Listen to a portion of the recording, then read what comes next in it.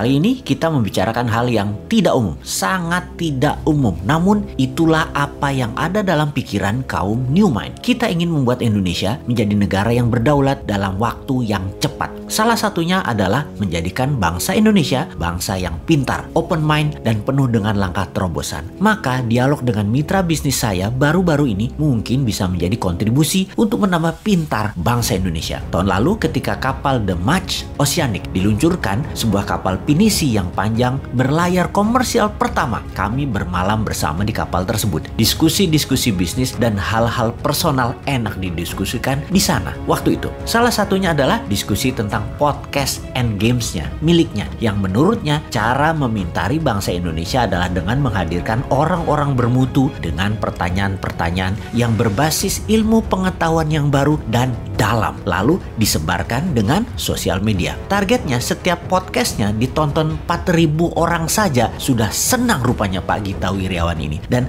saya langsung komentar, enggak bro, bisa ratusan ribu viewernya kalau memang pertanyaannya berbasis ilmu pengetahuan kekinian dan bintang tamunya orang yang up to date ilmunya. Ternyata benar, hampir setahun kemudian, yaitu pada saat ini, podcast and games ada di level cukup atas dalam tanda petik secara pilihan viewersnya. Mereka yang nonton orang-orang yang peduli ilmu. Terbukti sudah jutaan viewernya hingga saat ini. Kemarin kami berdiskusi ingin melakukan sesuatu yang baru di tahun depan, di tahun 2022. Apa yang kita ingin kerjakan? Kita merasa saat ini ilmu bisa didapat dengan cara kekinian, di mana belum pernah ada dalam sejarah hingga saat ini ada acara yang menghadirkan 3 peraih Nobel Ekonomi hadir dalam satu forum. Kenapa nggak Indonesia mengadakan duluan? Endgame Show namanya. Jumpa darat 3 peraih Nobel Ekonomi atau Nobel Laureate. Mereka hadir untuk memberikan pelajaran dan tanya jawab langsung tentang ekonomi dunia saat ini. Dan mereka hadir di Indonesia. Yakin yang hadir nanti bukan hanya orang Indonesia yang menonton acara tersebut secara live, tapi pejabat,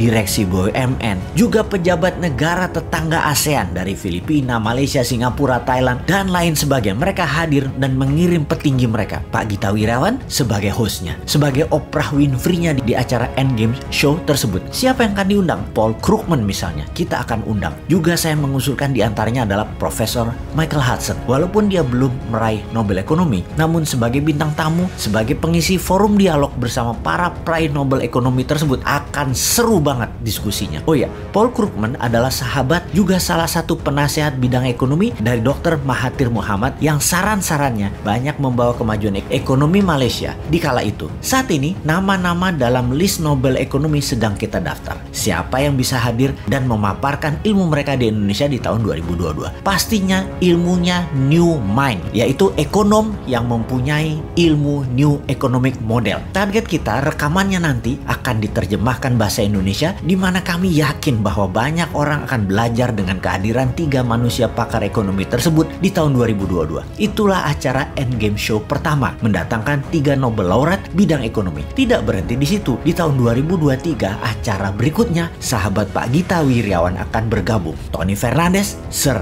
Richard Branson, dan Elon Musk hadir di acara Endgame Show 2023. Target viewersnya dunia. Targetnya Indonesia jadi poros dunia untuk pelajaran ekonomi dan pelaku ekonomi dunia. Acara ini acara tahunan, harus kelas dunia dan harus mendunia. Mata dunia yang menonton dan para peserta yang hadir adalah mereka yang berpikir untuk mensejahterakan dunia. Saat ini semua sedang diatur, sedang ditata. Targetnya 1.000 orang hadir langsung dan akan ada siaran langsung via YouTube dengan penterjemah ke bahasa Indonesia. Jika sahabat membutuhkan penterjemah tersebut, semua disediakan deh. Pokoknya apapun kita lakukan demi NKRI garis lurus yang pinter.